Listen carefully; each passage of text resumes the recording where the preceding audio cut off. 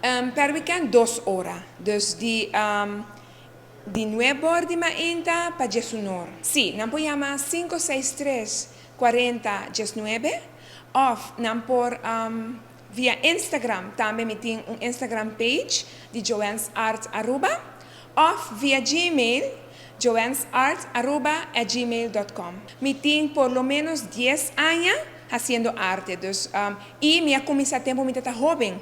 Dus ahora me está mucha. Dus como mucha, me ha dedicado mis hobby a arte, pero me no ontwikkelen. Jammer genoeg.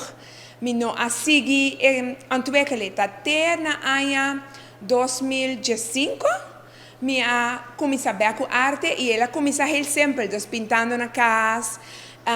Mi medium preferita acrylic. Dus ma comienza a explorar con acrylic, pero también ma pinta con watercolor. También ma pinta con oil pastels. También me pinta con oil mist. Dus me gusta oil painting. Pero el favorite medium de mi acrylic. Dus ma explorar con él para tanto años.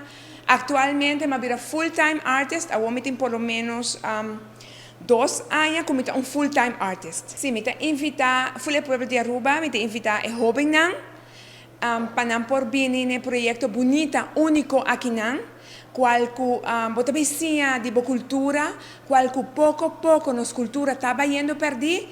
Me invita a vos, me ayuda a vos para crear confidence, crear arte, sin de nos cultura, mañana.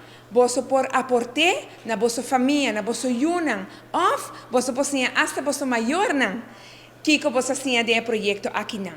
Me invita vos, me invita maior nan, van aportar de aqui. Quero informar também que o projeto aqui nan awardo subsidiar parte via de Cultuurfonds e também Museu Arqueológico está cooperar comigo de como fazer uso de bonita lugar aqui para o projeto bonita aqui.